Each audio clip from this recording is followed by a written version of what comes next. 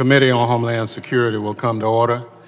The committee is meeting today to receive testimony on public-private initiatives to secure the supply chain. Without objection, the chair is authorized to declare the committee in recess at any point. Good morning. I want to thank the witnesses for being here today to discuss an issue critical to our national security, the information and communications technology supply chain.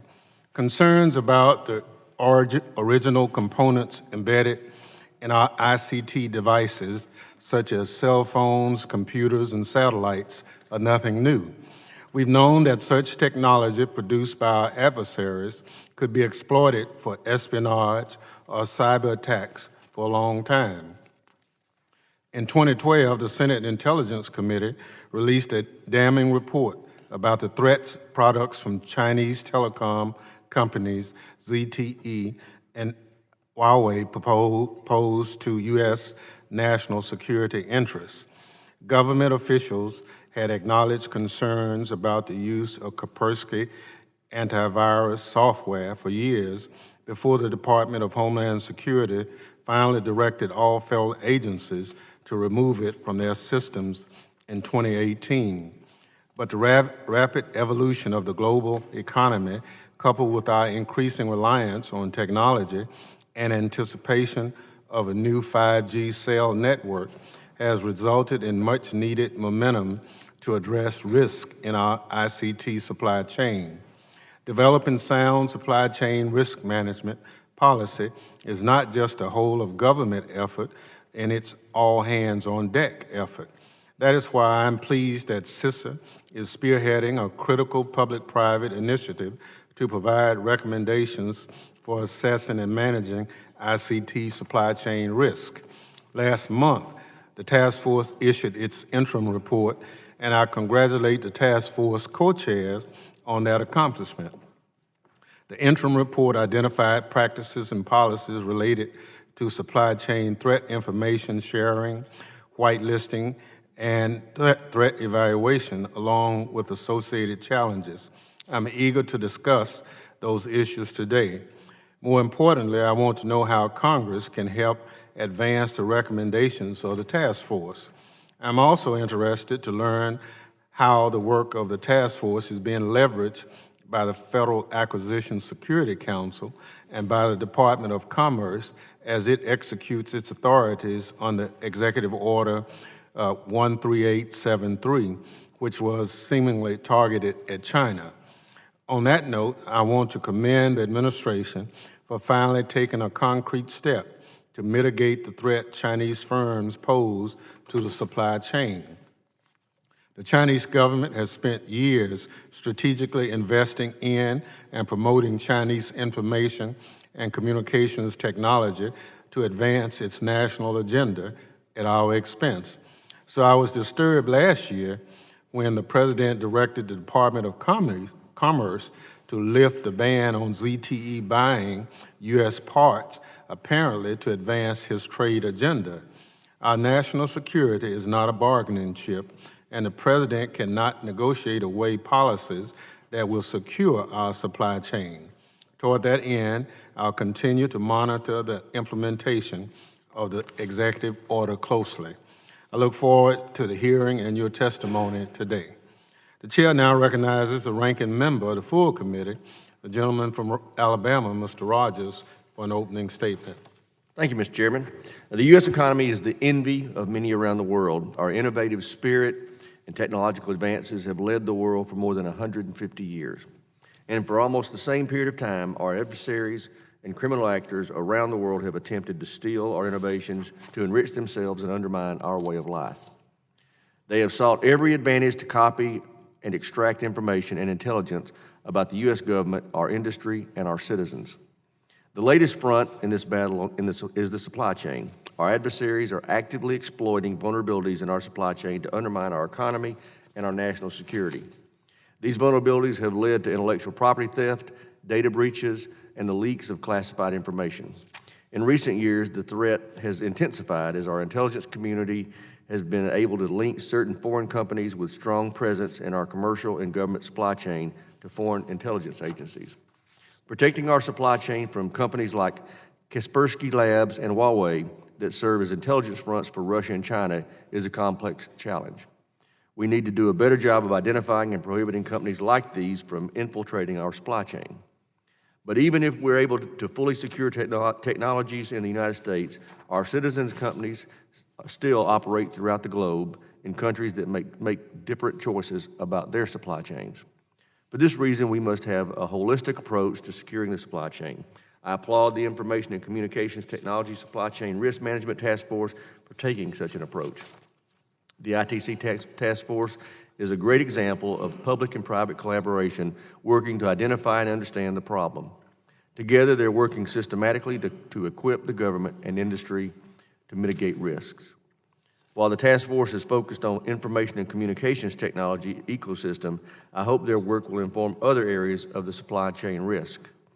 Our transportation systems, manufacturing, healthcare, and other critical industries are increasingly vulnerable to supply chain disruption. I think the Department of Homeland Security has the expertise to assist these industries, our government, and other government agencies as we fight this emerging threat. I expect the department to continue to play a central role in the effort. I appreciate our witnesses for being here today to discuss this important work. I look forward to their recommendations on how to best equip the government, industry, and our citizens to secure our supply chain. With that, Mr. Chairman, I yield back. Thank you very much. Other members of the committee are reminded that under the committee rules, opening statements may be submitted for the record. I welcome our panel of witnesses today. Our first witness, Mr. Bob Kowalski, leads the Cybersecurity and Infrastructure Security Agency's National Risk Management Center at the Department of Homeland Security. As Assistant Director, he oversees the center's efforts to facilitate a strategic cross-sector risk management approach to cyber and physical threats to critical infrastructure. Mr. Robert Mayer is Senior Vice President of Cybersecurity at U.S. Telecom. He currently serves as co-lead of DHS's Information and Communications Technology Supply Chain Risk Management Task Force. That's a tremendous title. We welcome you here, Mr. Mayor. Mr. John Miller is Vice President of Policy and Senior Policy Counsel at the IT Industry Council. He serves as co-lead of DHS's ICT Supply Chain Risk Management Task Force, representing information technology companies in the task force's work.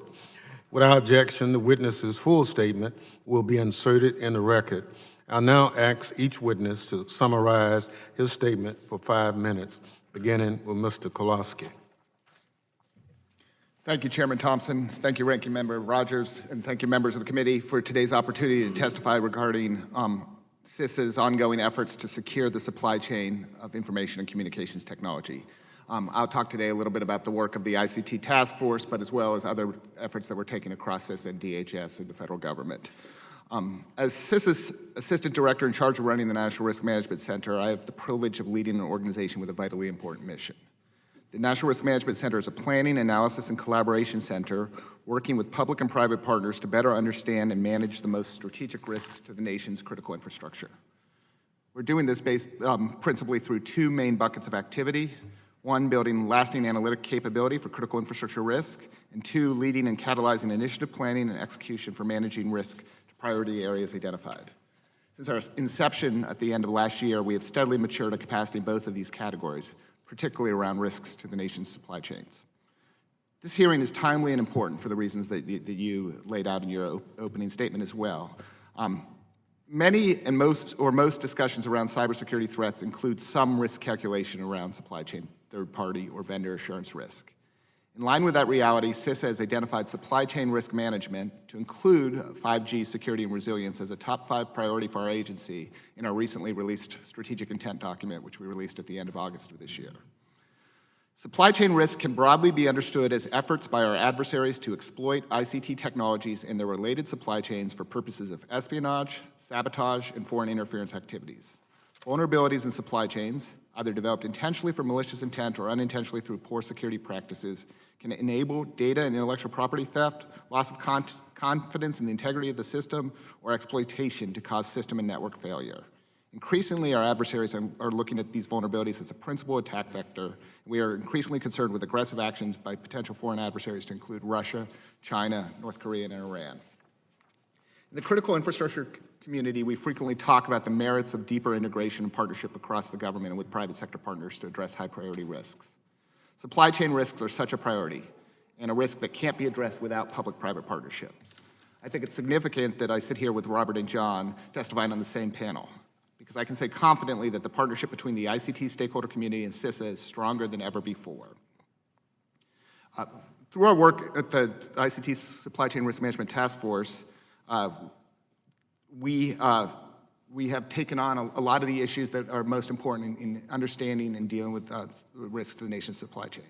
As a high-level snapshot of where things stand, the task force has successfully brought together 40 industry stakeholders across the IT and comm sector, launched 4 working groups of key areas of priority risk management focus in the supply chain, and published an interim report detailing key recommendations and next steps. John and Robert are going to talk a little bit more about those recommendations in their testimony. This is an important reinforcement of bringing the right people to the table. We can't do this work without the partnership with industry and across the interagency. The task force can be a model for a range of public-private partnership activities in this space and beyond. Outside of the work of the task force, CISA is engaged in a wide range of supply chain risk management activity and will be for the foreseeable future. As mentioned, our work in support of the President's Executive Order 13873, in particular, DHS has focused on assessing and identifying entities, hardware, software, and services that present vulnerabilities in the United States that pose the greatest potential consequence to our national security. As part of us doing the assessment, we relied on the work of the task force, and particularly our engagement and partnership with the firms who participate in the task force to help us better understand the critical nodes of our supply chain. CISA will soon release the methodology we used in the assessment in support of this executive order, and that we provide the whole report to the Secretary of Commerce. The methodology we used included a deconstruction of the ICT supply chain into 61 elements, the hardware, software, and service building blocks that collectively make up the ICT ecosystem. Among the elements that CISA designated as critical for focusing supply chain risk reduction efforts were home subscriber services, mobile switching centers, and sensitive systems software, to include software-defined networking. Untrustworthy equipment in those supply chains could create an unacceptable amount of risk to the national security of the United States. Many of these critical elements will be part of the 5th generation communications network, 5G. 5G is the single biggest critical infrastructure build that the globe has seen in the last 25 years, and coupled with the growth of cloud computing, automation, and future of artificial intelligence, 5G demands focused attention today to secure tomorrow.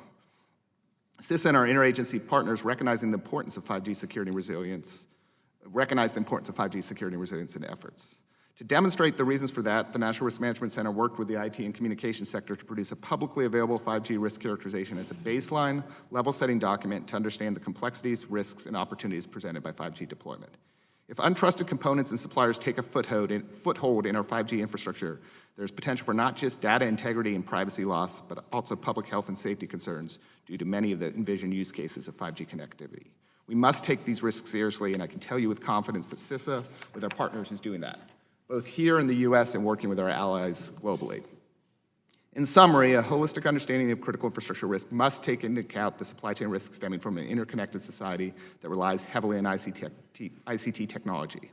As CISA continues to mature its engagement on supply chain risk management and 5G security and resilience lines of efforts, the agency is also working on developing a lasting technological architecture and framework to allow for better structured supply chain risk analysis. We believe investing in this capability will be critical to fully achieving CISA's critical infrastructure mission in the years to come. Thank you again for holding this hearing, and I look forward to your questions. Thank you very much. Thank you for your testimony. We now recognize Mr. Mayor for 5 minutes. Chairman Thompson, Ranking Member Rogers, and other distinguished members of the committee, thank you for the opportunity to testify at today's hearing on public-private initiatives to secure the supply chain. My name is Robert Mayer. I'm Senior Vice President, Cybersecurity at U.S. Telecom, serve as the Chair of the Communications Sector Coordinating Council, and serve as co-chair of the Department of Homeland Security Information Communication Technology Supply Chain Risk Management Task Force, hereafter known as the Task Force, which is the subject of today's hearing. The term supply chain management only entered the business lexicon in 1983, when distributed computing power and new software applications were replacing traditional analog forms of communications and record keeping. A decade later, the invention of the internet and the proliferation of e-commerce changed forever the pace, complexity, and scale of commerce, creating a global digital economy that now represents 1/5 of the world's total economic value.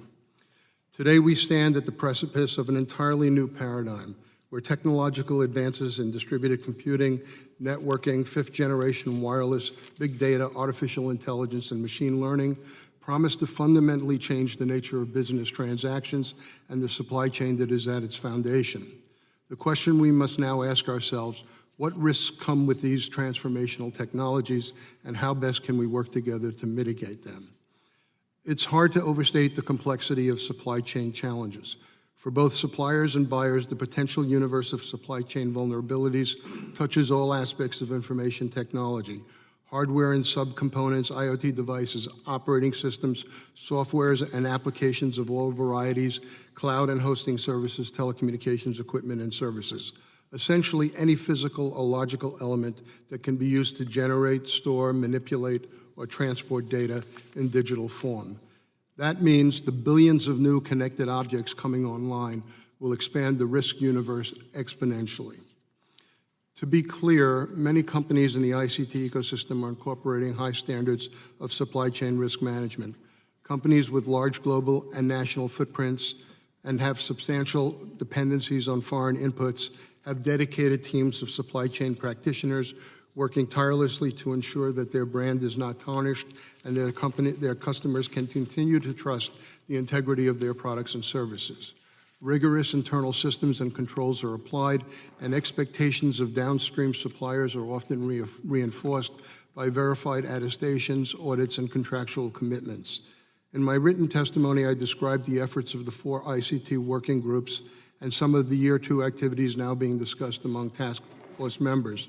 I do want to bring to the committee's attention some insights from the information sharing group, as legislative proposals are likely to emerge. This group has identified one of the most serious obstacles to effective supply chain risk management. Information about suspect suppliers cannot be freely exchanged with other parties operating in the same space. Why? Because doing so could subject enterprises to a variety of legal actions, including violations of federal or state antitrust laws, anti-competitive behaviors, or deceptive trade practices.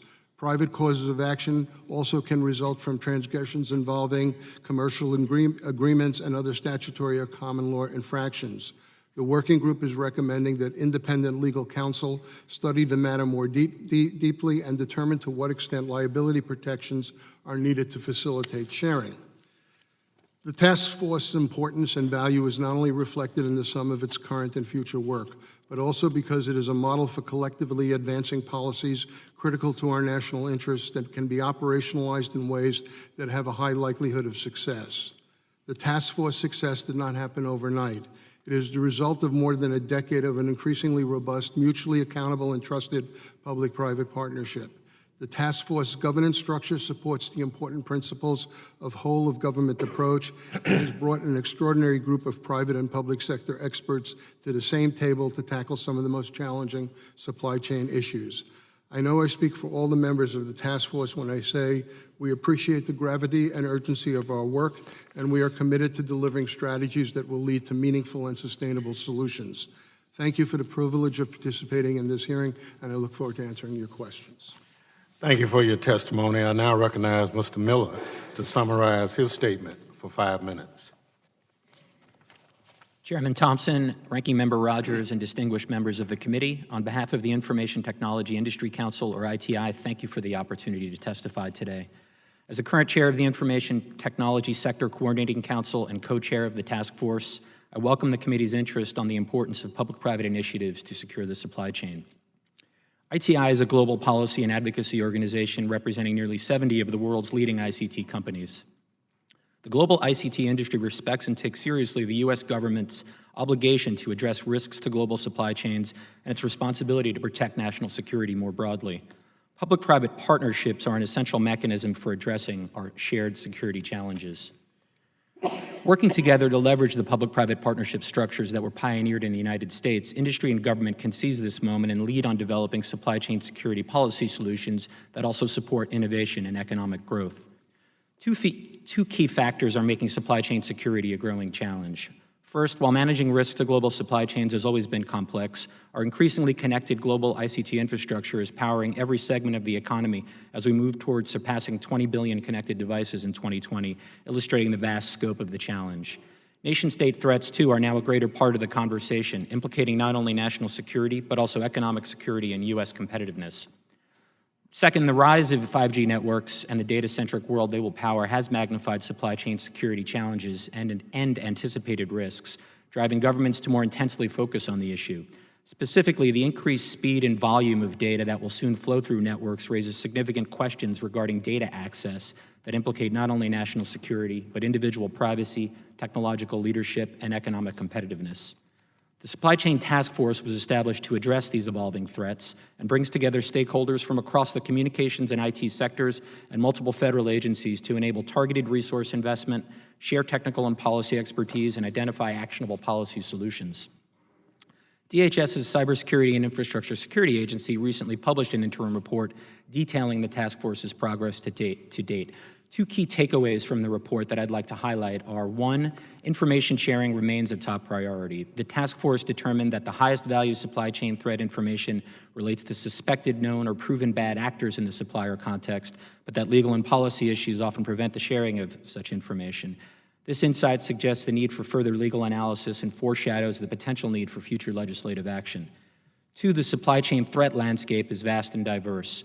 The task force evaluated the global supply chain threat landscape, compiling nearly 200 supplier-related threats and categorizing those threats into 9 categories, ranging from cybersecurity to economic to legal to external threats such as natural disasters. This work illustrates how adequately managing supply chain risk requires a fact-based and contextual analysis of multiple identifiable threats and potential mitigations.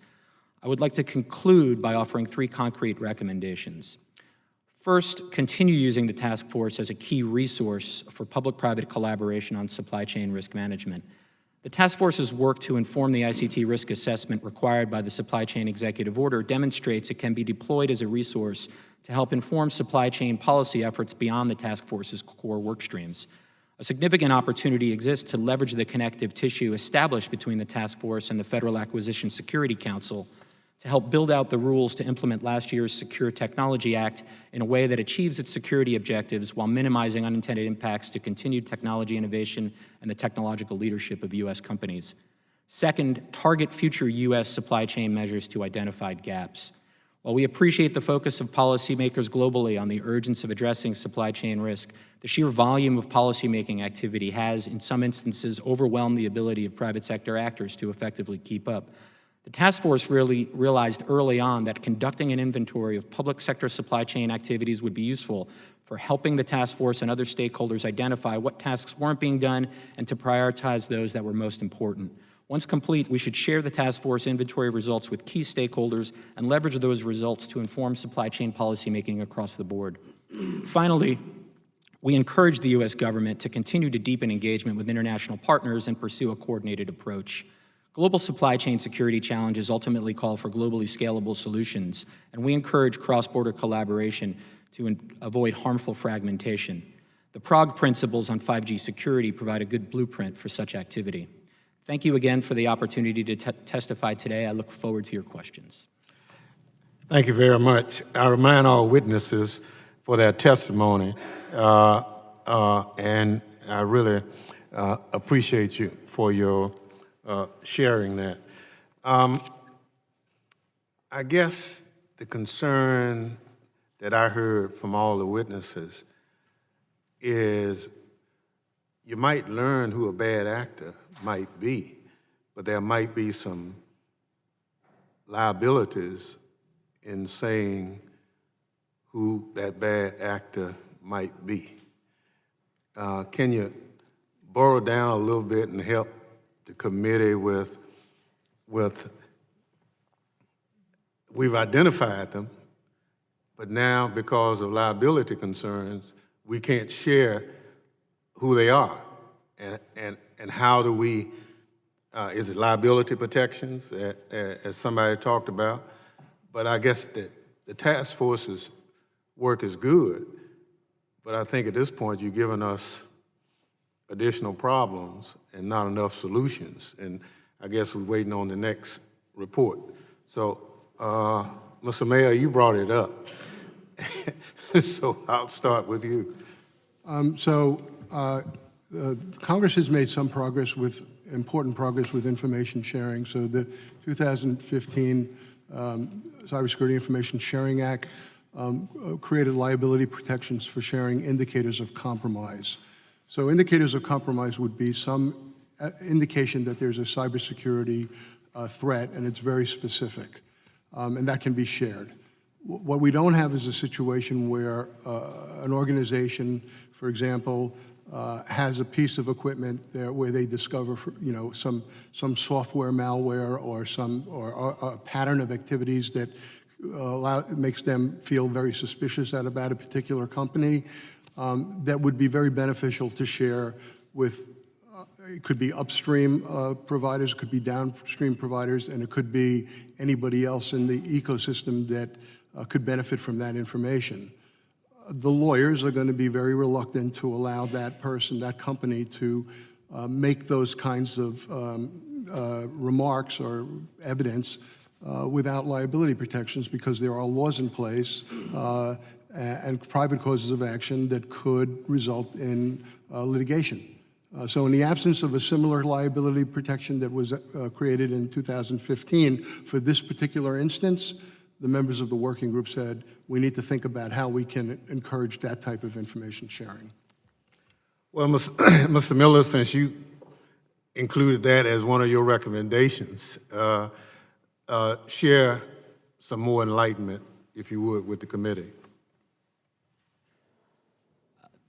Thank you, Chairman Thompson. Well, I mean, I think Robert covered well what the way that the task force has looked at it, and I don't want to prejudge the next phase of the task force's work in this regard, because we do believe that significant legal analysis is needed to,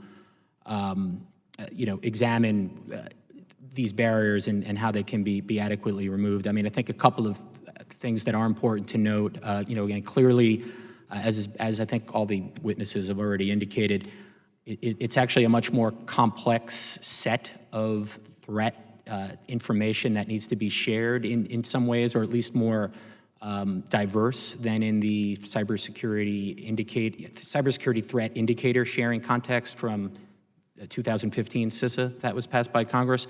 And then I think the other thing that's important is that, if we look at, I think some of these issues will be answered through implementation of some of the current policy initiatives that I think you mentioned in your opening statement. For instance, the Secure Technology Act does provide federal government entities with the authorities to remove or exclude certain suppliers. That's one of the things the FASC is working on now. And importantly, in that piece of legislation, there were important due process and other types of provisions that were built in to that process to kind of guard against some of these potential legal challenges. Mr. Kolosky. Sure. On top of the FASC, let me make 2 points. One, we want something in place to encourage private sector firms to share information about things they might not have trust in based on due diligence work they do. I think that's an area where, to Robert and John's point, we need to expand the ability to do that. Within the federal government itself, a lot of time we will derive this information through intelligence or other analysis that we're doing. When we derive it through intelligence, we do a pretty good job when there's intelligence out there to get that information in the hands of owners and operators who make a decision. We want to expand our ability within the federal government to get it in the hands of the procurement officials within the federal government, and that's what we're working on within the FASC, to stand up a better information repository so that we know about threats that could be in the supply chain. And then, to the point John just made, when we're ready to take action, we want to make sure there's due process and we're respecting fairness and everything. We lived through this through the Kaspersky Labs software binding operation directive that DHS issued. That withstood a court test. We built the case of evidence, and we indicated to the private sector and state and local governments that we had taken these steps as a federal government, that we didn't trust this stuff on our systems.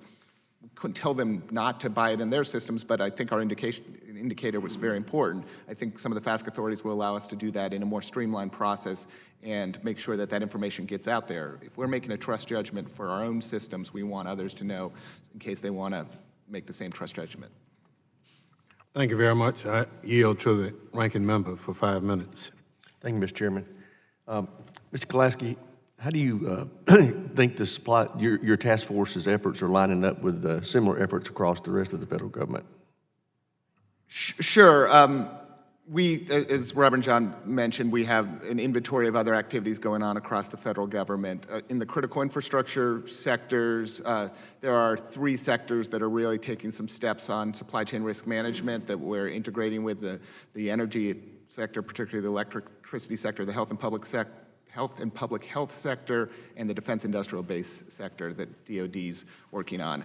I co-chair the government coordinating councils with other sector-specific agencies, and so it's a good opportunity for me to make linkages for other critical infrastructure work. A lot of that is less about ICT systems and more about component pieces to actually deliver the mechanisms of the functioning infrastructure, call it the operational technology for that. But we are coordinating cross efforts and looking for synergies there. And then, there are other efforts across the federal government that are important that we are integrated in, particularly that the Department of Commerce is taking through the executive order.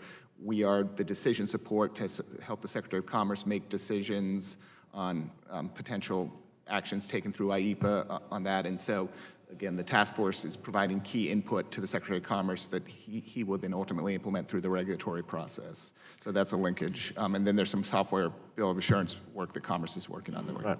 You made reference to the DoD's efforts. The DoD is requiring that supply chain risk management certification be required for many of its contracts for you to participate. Would something like that be recommended for the DHS? So what DoD is doing there particularly is, the big prime contractors driving down deeper into supply chains. And the CMMC tool and some of the work they're doing is to drive down deeper into supply chains. I think it's fair to say that the task force is interested in learning more about that effort and is still at the point of evaluating, and DHS's opinion will be informed by some of the task force evaluation. We actually have the team who's working on CMMC, Katie Arentine and her team, are coming to brief the task force at our meeting next week on the 25th to hear more about the CMMC process so that the task force can learn more, ask some questions, and ultimately will deliberate on the value and is there any application in the broader civilian ICT space. But I don't want to prejudge, task force members' evaluation and opinion. Mr. Miller, you made reference at the end of your remarks about recommendations that we try to incentivize other countries to be as vigorous on this subject as we are hoping to be. How do we do that? We can't make another country do anything. How would you recommend, or do y'all plan to explore ways to recommend to us that we incentivize other countries to be vigorous in their policing of this topic?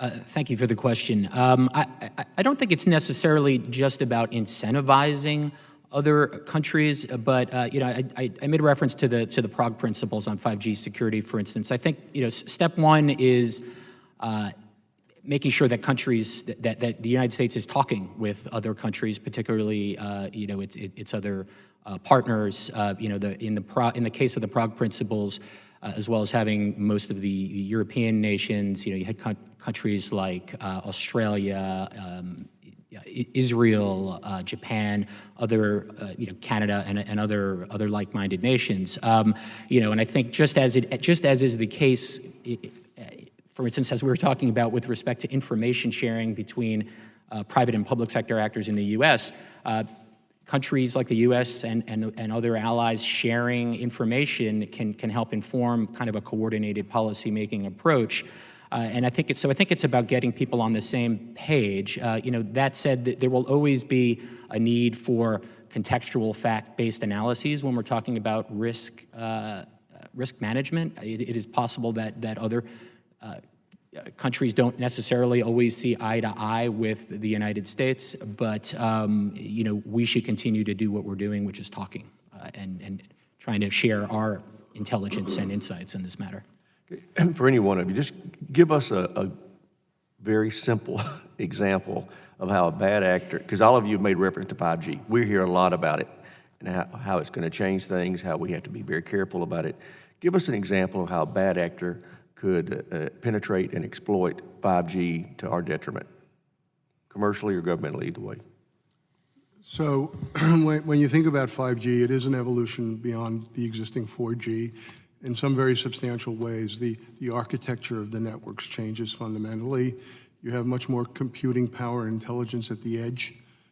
You have a much broader variety of participants in the ecosystem, even more than you have right now. Software is going to be a big factor because these are going to be software-defined networks that are going to constantly be upgraded. So what you have is essentially more vectors where attacks can take place. Now, we are building into the architecture security by design. This is the first generation of wireless where security by design is being embedded from the very beginning, and there are standards bodies working on that. Having said that, there are capabilities that will help us defend, but we can also expect, I think, more attacks. So what makes it very important here is that the nature of the 5G environment is going to touch on all critical infrastructures. It's going to touch on, key things like medical supplies, logistics, vehicles, things that we can't even imagine yet. A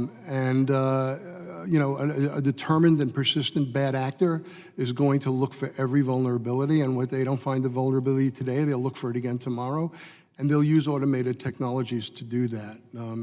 Just like we anticipate building artificial intelligence and machine learning into our defensive capabilities, the bad guys are going to use the same technology. So we are in a very dynamic kind of battle between those two opposing forces.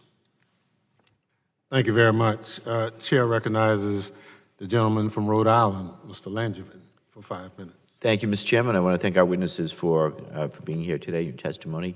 Director Klasky, I'm glad you mentioned that you're following and tracking the work that DoD is doing on supply chain vulnerability identification and risk management. I serve as the chair of the subcommittee on intelligence, emerging threats, and capabilities on armed services, and I've closely tracked the department's efforts to address supply chain security risks, and the forthcoming cybersecurity maturity model certification, I believe, is one way that the Pentagon hopes to mitigate some of the data security risks that they face in the defense industrial base.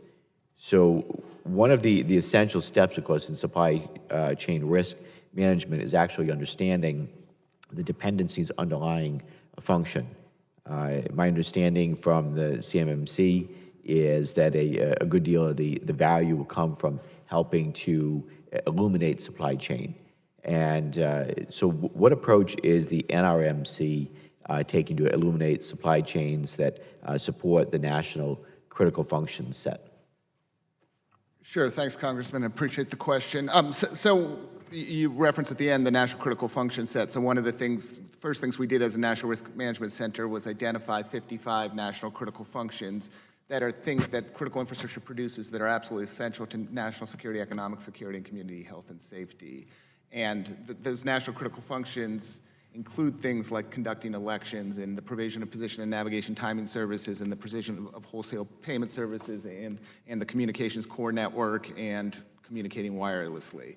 So that's our overall risk architecture that we're designed. As part of our assessment that we did per the EO that the President signed in May of this year, we looked at the critical functions associated most prominently with the communications in the connect function, the things that allow us to be connected as a country, and we started to map out, what are the elements and sub-elements of the supply chains, what enables those critical functions to work, what are the elements and sub-elements of those supply chains, and should any of those sub-elements fail, what is the criticality at a national security, national economic security perspective? So we did that kind of initial analysis to prioritize areas where we think that most likely most critical in a communications supply chain because they support essential functions that we need as a country. Ultimately, you're not just confining your work to ICT, you're looking across the broad spectrum of critical infrastructure, correct?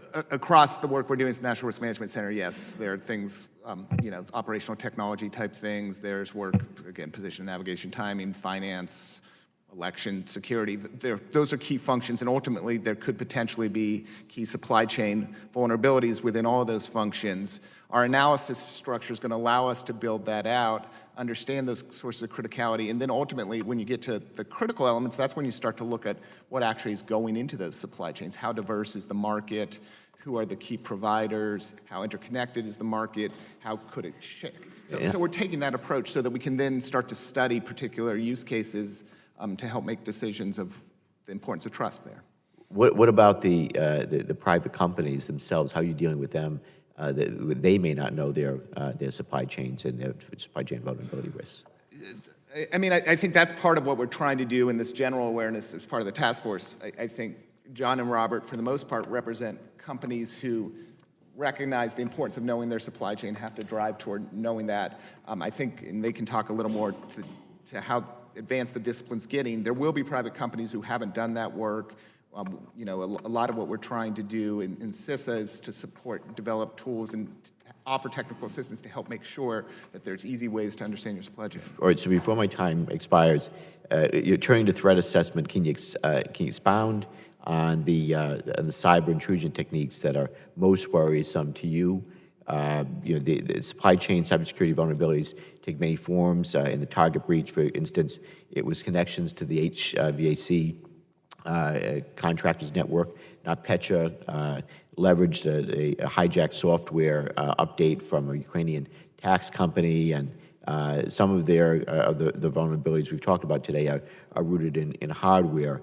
So these vulnerabilities all have different mitigations. So what metrics does NMRC use to evaluate vulnerabilities, both specific examples or classes of vulnerabilities, and how do you prioritize mitigation efforts based on these metrics, if at all? Sure. So I think the metrics associated with vulnerability is turning vulnerability metrics into risk metrics, which means understanding the consequences of how the vulnerability could be exploited. So if you look at the question from sort of a philosophical approach, it's really turning vulnerability metrics into risk metrics. To your question of which ones concern me the most, it's a dynamic environment, so it's hard to answer that quickly, but what I would say is the things that people don't have any reason to look for, right? The places where there's already trust inherent in the market, inherent in what's going on, that somebody's not thought twice that there might be a vulnerability, that it was bought by a company they trust, or it's being serviced by an insider. And if we allow people into supply chains and things that we think are inherently trustworthy, it's going to be harder to find those vulnerabilities. And that's what we're worried that the adversaries are going. Some of this is through foreign investment, some of this is through other sort of counterintelligence means. And those are the ones that keep me up at night. I know my time's expired, but I know Mr. May have something. Just real quickly, there were almost 200 threats that were identified and put into categories. They range from everything from interdiction of the supply chain to human activity that could be both malicious or non-malicious. One of the things that I think is interesting is that you have to look at the supply chain in terms of different stages. So it goes from design, development, production, then it gets acquired, it gets distributed, gets deployed, then it has to be operated and maintained, then it has to be disposed of. So all of these ICT products and services have this life cycle to them, and you can have a threat at any particular point in that process. What we want to do, I believe, in hopefully in year 2, and we're discussing it now, is provide a framework that gives some guidance to companies so that they can understand, look, I can't deal with 200 threats and track that every day. How do I prioritize this? Where do I get the information that's going to be valuable here? Who can I coordinate with in terms of mitigating the risk? Ultimately, where we want the task force to go is to provide real, concrete, practical risk mitigation, practices and information so that we can start affecting the buying down risk, basically.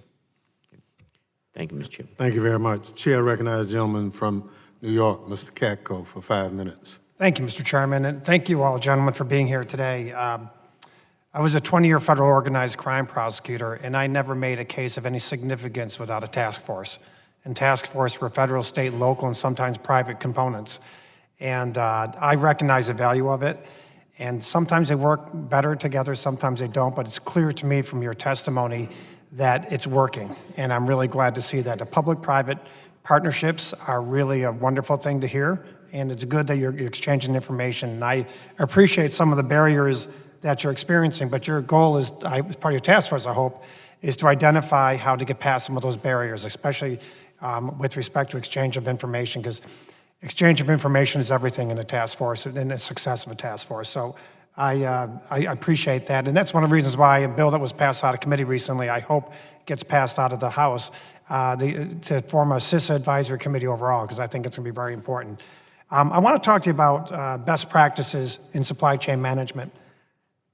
There's clearly an incentive from a legal standpoint to do it, because as best practices become more apparent, there's also liability or exposure for companies who don't utilize best practices.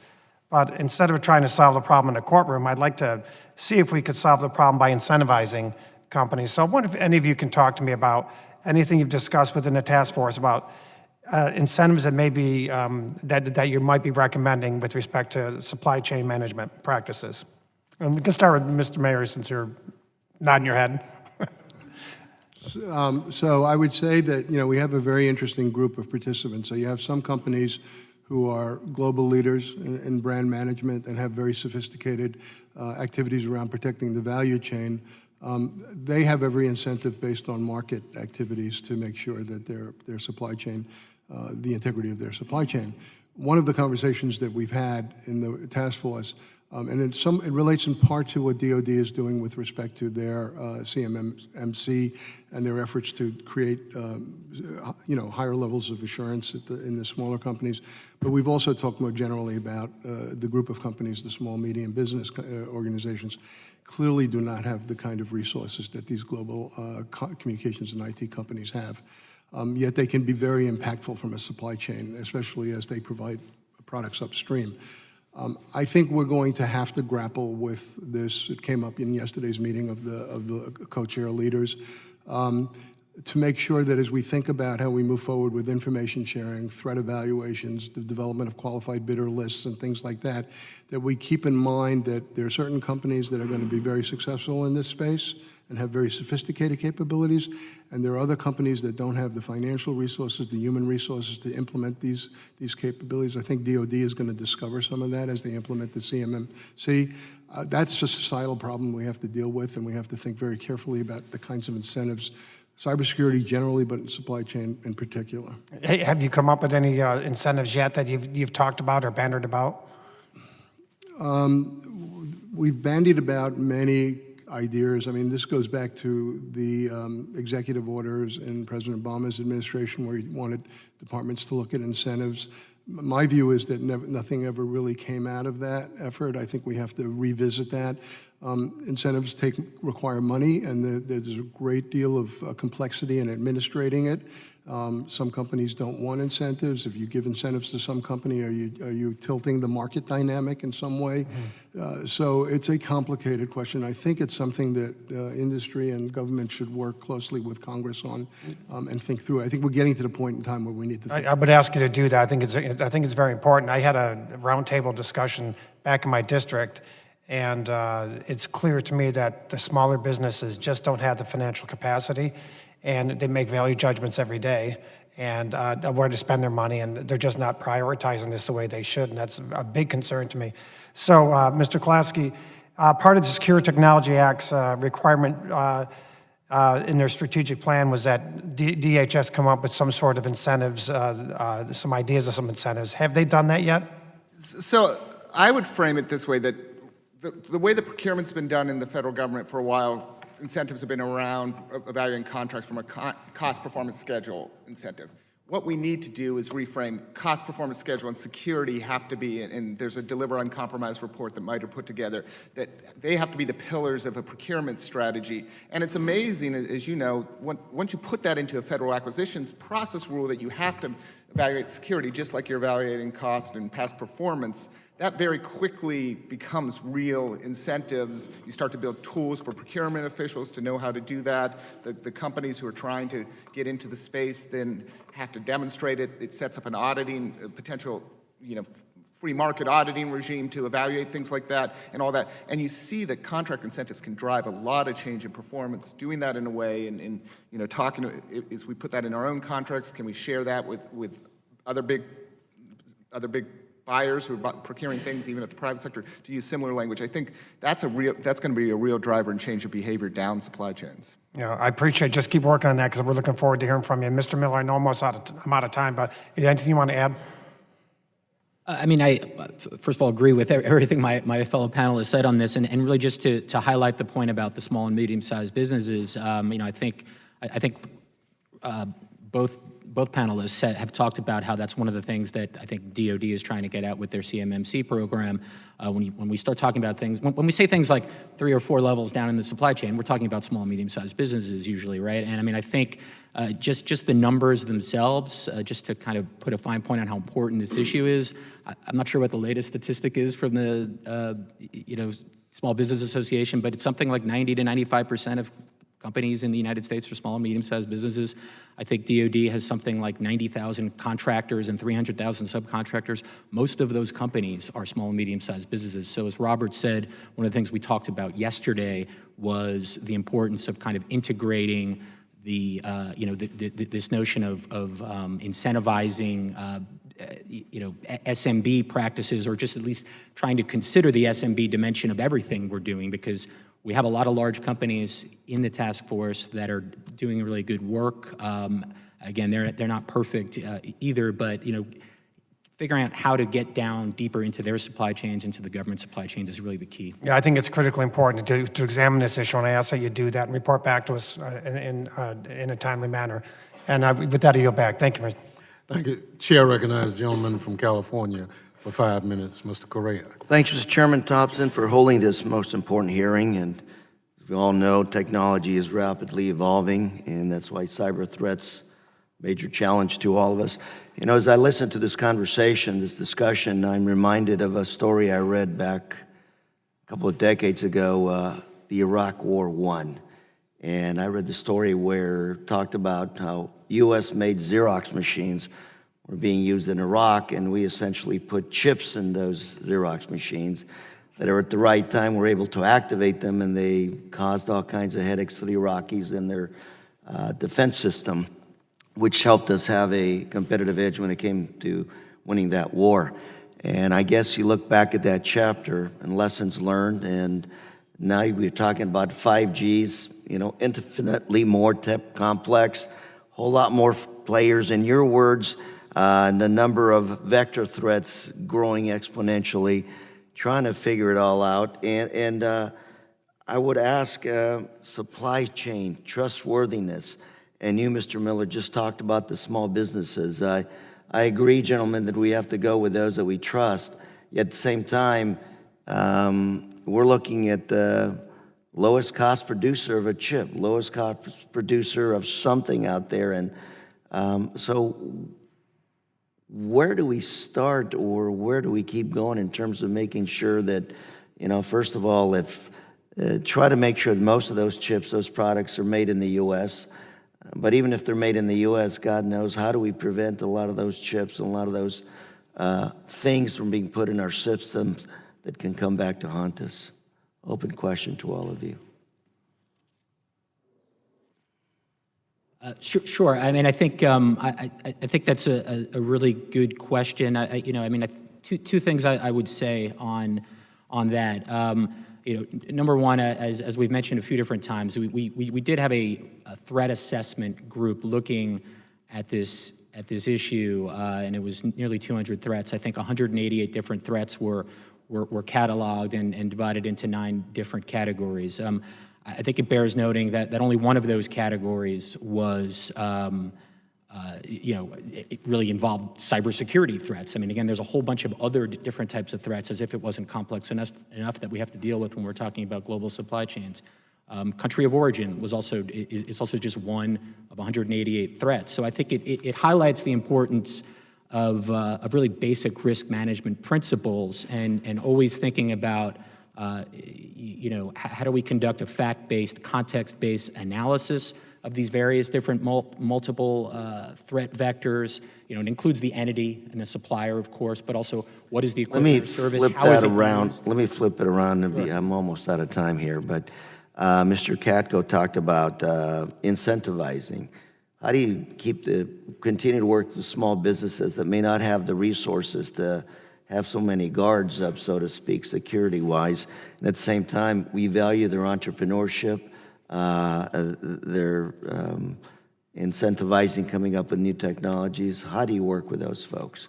How do you make sure that they're part of the system, they're secure, and they keep us moving to 6G?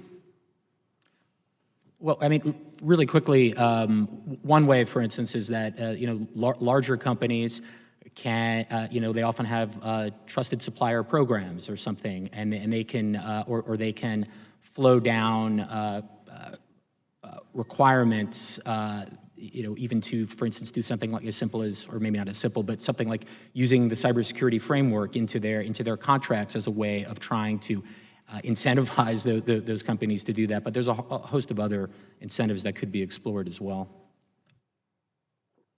Gentlemen, any other comments? Okay. I know how we're not going to make progress. I always think of like regulation, technology, and markets. This is evolving too quickly. It's too dispersed for. So it's not regulation, It's not regulation. not legal, but it's, what is it? So it's a combination of one, as technologies advance, hopefully they become more functional in this respect and cheaper as it's more broadly adopted, so you have capabilities to address supply chain risk. But the most important aspect, I think, are how can we make markets drive some of this? So for a large company that has a supply chain, a diverse supply chain that has to guarantee their brand, they can do that through contractual arrangements. They can do that by requiring audits, attestations. There are all kinds of mechanisms. They have to provide some discipline to the people who provide markets there. I think that this issue is going to get continued visibility in society writ large, and it's going to get to the point where there's going to be a standard of care around protecting the supply chain. It's just going to emerge naturally as a part of business.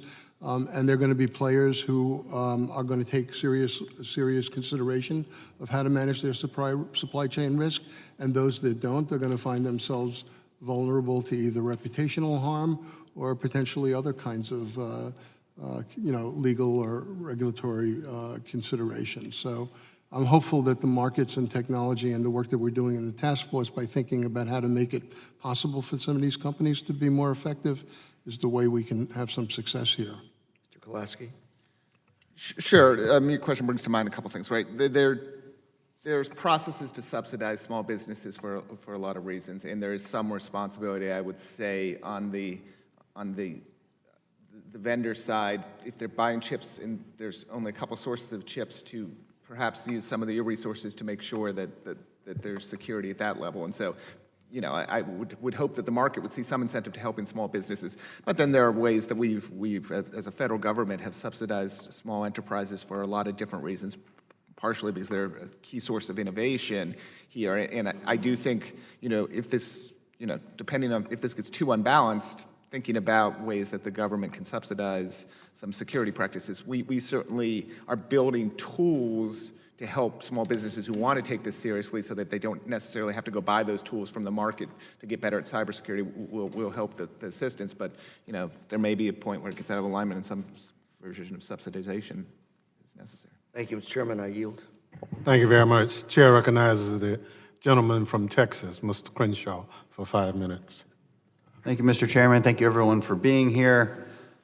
Earlier this year, my staff met with Interos Solutions. It's a company that uses artificial intelligence to evaluate supply chain vulnerabilities, and their program found some interesting issues. For instance, with the F-35, at Tier 2 and Tier 3 components have 22% and 72% Chinese manufactured parts, for instance. Closer to what you might deal with in DHS, they also found that within our voting systems, I think there's only 3 companies that actually, 3 vendors that actually make our voting systems here in America. And 19% of those components in tiers 1 through 3 had supply chains that came from China-based companies. Almost 60% of companies studied have supply chains in locations in China, Russia, or China and Russia. Even worse, some of these companies included awards from the NRTA, which is China's state-run censorship organization. And I just want to get a sense from you, Mr. Kolaski, on how CISA deals with this. Sure. I can take this question from a number of angles. I'll try to take them from 3 different ones. One, Interest does participate in the task force and is a member of the task force within that. We've looked at Interest as tools.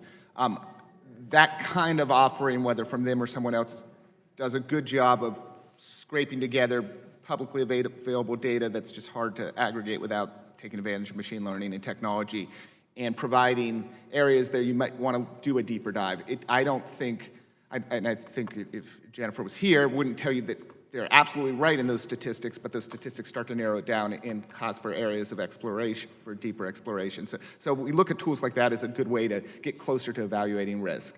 I'm familiar a little bit with the election work and familiar greatly with the election work. We're doing a little bit of what Interest studies. The 3 companies you reference, Dominion, ES&S, and HART, are all companies we do business with, we work with as part of our election security efforts. I can tell you that this has been a subject that we've had conversation with in the election subsector security council, and I know that the companies are increasingly aware that there may be supply chain threats and are looking deeply at their own supply chains to start to study it, including some of the companies have actually gone out and inspected the factories that are providing key components of that to try to have a better sense of the provenance of the component pieces that they put in. I won't say for any certainty, the exactness of this, but it's an area where the combination of a technology like that to help illuminate a supply chain and then good supply chain risk management and actually going out and looking and seeing, is there any reason to be concerned of the businesses are doing that.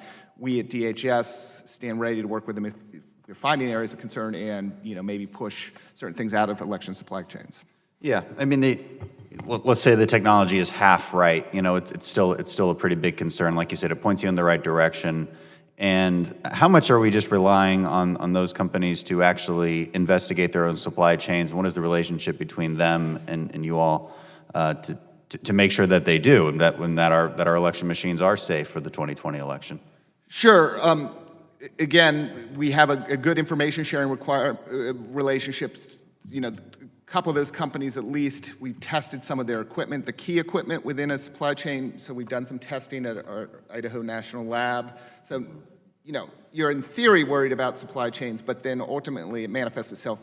Is there actually a vulnerability? And if you get to sort of a lab testing, you can actually test, did any of those vulnerabilities manifest itself? I don't want to say, we can't be in a position where we say, oh, you bought something from this country and therefore inherently somehow the whole system's going to collapse. That's not Right. realistic. You have to understand where the sources of that material influence.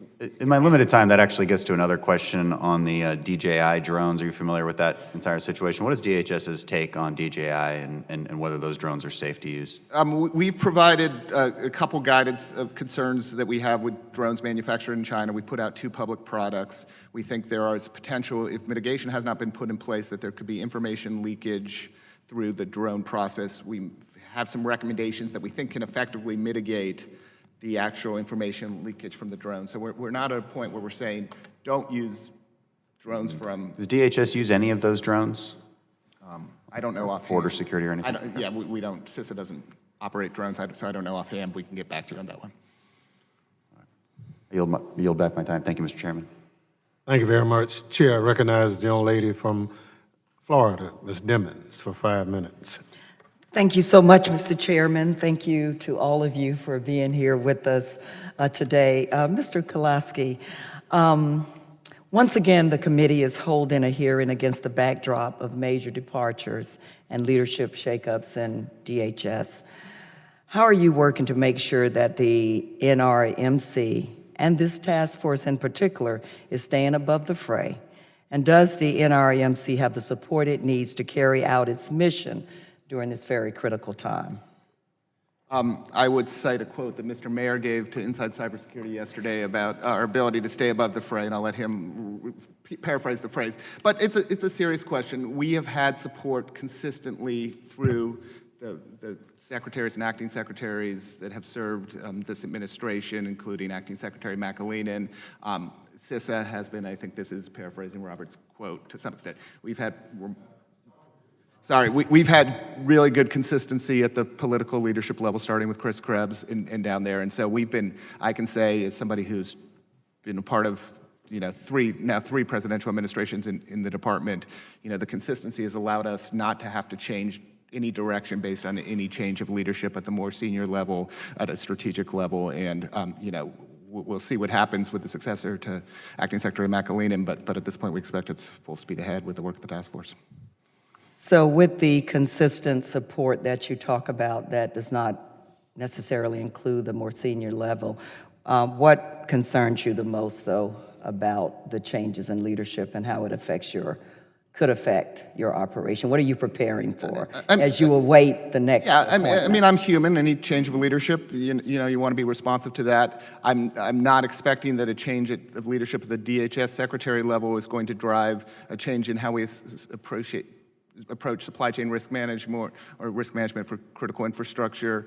Obviously, we serve at the we serve our leadership to some extent, but I can say that we've had consistency and we expect consistency going forward, and we are not planning to adjust our plans based on having a new acting secretary. So you don't need one? That's not really a serious question. Mr. Mayor, since he interjected you into his answer, would you like to speak for yourself on staying above the fray? Yeah, so I appreciate that. So I think what I said was that the CISA was operating on all cylinders and that the public-private partnership with DHS has never been stronger, and I really believe that. I've had 10 years of working with DHS, and I've seen it evolve over these many years to the point where we are now having a level of engagement, bringing subject matter experts to the table.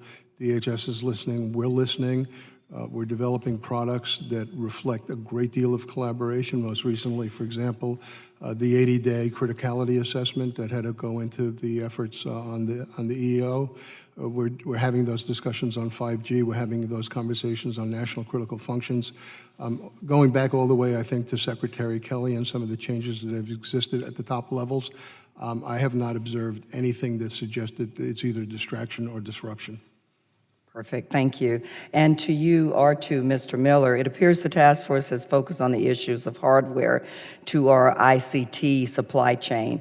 But can you describe the work, either one of you or both, that has been done to secure cloud-based storage and applications in the process?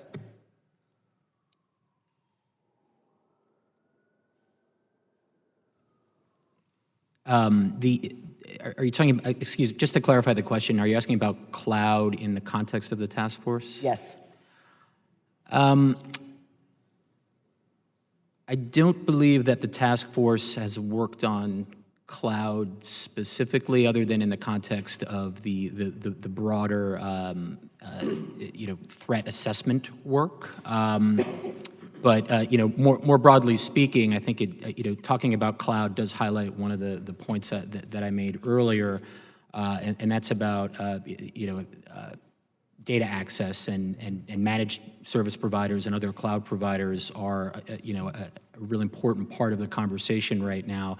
So it's definitely a focus area and I think a future focus area of our work. Mr. Mayor, anything to add? The only thing I would add is I don't think how you can think of the supply chain in the context of ICT and not give a lot of consideration to cloud, because a lot of the services are moving there. The other point I would make is there must be, I'd go through the list of the 40 companies. I would imagine a good number of those companies either rely intensely on cloud capabilities or provide those services themselves.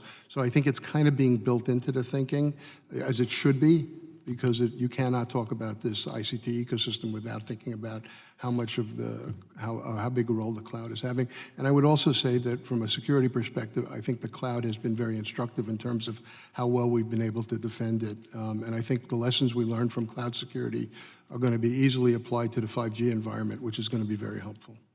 Okay, thank you, Mr. Chairman. I yield back. Thank you very much. Chair recognizes Mr. Taylor for 5 minutes. Thank you, Mr. Chairman. Or less. Thank you, Mr. Chairman. I'll be brief. Just looking forward to the next, to the future of the task force. What are some of the primary areas you think you'll focus on in the future, Mr. Kowalski? Sure. I mean, we'll start by continuing the work of the working groups, some of the information sharing, threat evaluation work that we've talked about, particularly in pushing further on guidance around QBL and qualified bidder lists and qualified manufacturer lists. So we want to come back with, I think, on information sharing, some tangible recommendations, the changes that need to be made to facilitate information sharing. On threat evaluation, we want to come back and work on what I call sort of a reference guide on risk mitigation. How do you mitigate risk against threats that are of particular concern to your supply chains? So that's going to be the principal area that we start with. We've talked about some other ideas, and we're in the deliberating process. I think there's an opportunity to bring some of the work going on in other critical infrastructure sectors and connect that. There's an opportunity to make additional connections across the federal government, and part of that will then be to influence the implementation of the FASC strategic plan, the Federal Acquisition Security Council strategic plan. And so year 2, we're going to have a tighter linkage now that the Federal Acquisition Security Council has worked through the sort of forming and forming stage, tighter linkage around that. And so nothing I heard there would indicate a need for statutory changes or statutory assistance that you would come to the committee and say, hey, we need the law changed here, here, and here, or did you just not mention No, I mean, I think you've heard here, information sharing and incentives are 2 areas where I think ultimately we may come back with some recommendations of current statutory gaps that allow us to push in those areas. We don't think we need codification to operate as a task force or to get people to the table, things like that. The critical infrastructure partnership authorities that already exist have enabled us to do that. So I think we're in a good place as a standing with a task force, but there may be recommendations that around incentives and information sharing. Looking forward to those recommendations. Mr. Chairman, I yield back. Thank you very much. Let me thank the witnesses for your absolute expert testimony. Your interest and participation in this subject matter is clear. We're waiting for the next report to kind of see how far down the road we can get. Taken from Mr. Taylor, I think there will be some legislative fixes on liability and some other things we'll have to look at down the road. I'm a little concerned that there's a reluctance to call out a bad actor for fear of being sued, and that might create a vulnerability that should not be. And so there's no reluctance on the chairman's part, and I don't think any other member of the committee's part, that if we need to do that to secure our systems, that's fine. The other thing I'd like the next time you gentlemen come is to kind of talk about some of those nation-state bad actors and what they're doing and what we're doing to counter them. We get a lot of companies who come to us and say, well, we can't really compete in a competitive market because this company that's winning the bids is owned by ex-government.